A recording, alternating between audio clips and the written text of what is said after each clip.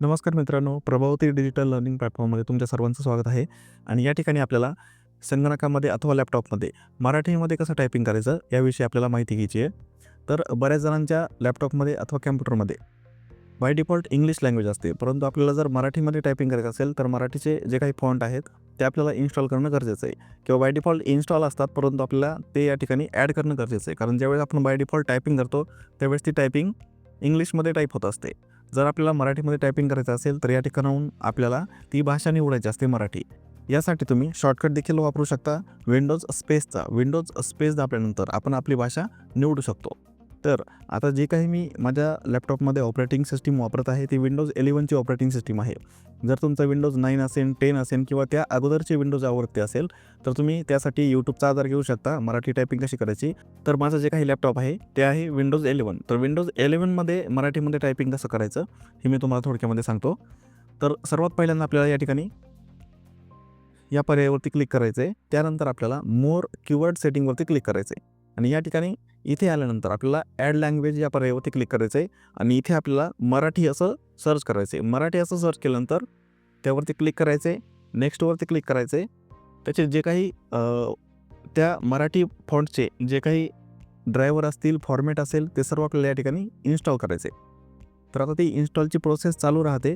तर तोपर्यंत आपल्याला काय करायचं आहे की या 3 डॉटवरती क्लिक करायचे आणि या ठिकाणी आपल्याला लँग्वेज ऑप्शनमध्ये जाऊन या ठिकाणी आपल्याला ॲड कीवर्डमध्ये मराठी फोनेटिक या पर्यायावरती क्लिक करायचं आहे.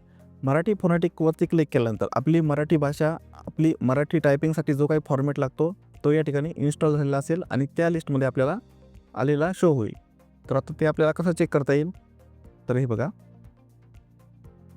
मी स्टिकी नोट या ठिकाणी ओपन केलेली आहे आणि या ठिकाणावरून मी मराठी फोनेटिकवरती क्लिक केल्यानंतर या ठिकाणी बघा मी मराठीमध्ये टाईप करू शकतो.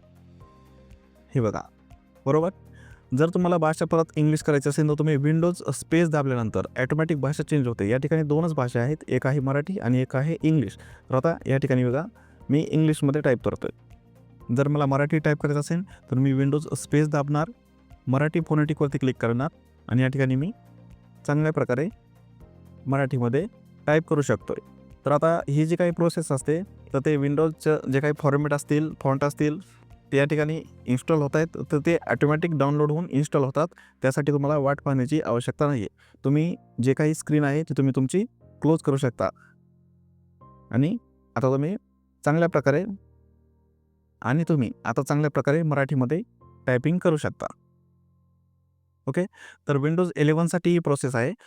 जर तुमचं विंडोज 10, विंडोज 9 किंवा त्या अगोदरची आवृत्ती असेल तर तुम्ही यूट्यूबवरती सर्च करू शकता की मराठीमध्ये टायपिंग कसं करायचं. त्या ठिकाणी तुम्हाला व्हिडिओ मिळून जातील. तर मी हा व्हिडिओ म्हणजे एकदम खूप कमी माहिती होती, पण महत्त्वाची माहिती होती. कारण बऱ्याच जणांना माहिती नसते. त्यामुळे मी हा व्हिडिओ तयार केलेला आहे. तर आपल्या कोर्सचा हा भाग नाही आहे, परंतु एक शॉर्ट व्हिडिओ तुम्हाला माहीत असावं मराठीमध्ये टायपिंग कसं करायचं, त्यासाठी हा व्हिडिओ बनवलेला आहे. आणि मी खूप फास्टमध्ये सांगण्याचा प्रयत्न केलेला आहे, जेणेकरून आपला वेळ वाचावा. तर ठीक आहे मित्रांनो, या व्हिडिओमध्ये एवढंच. भेटूया पुढच्या व्हिडिओमध्ये. धन्यवाद.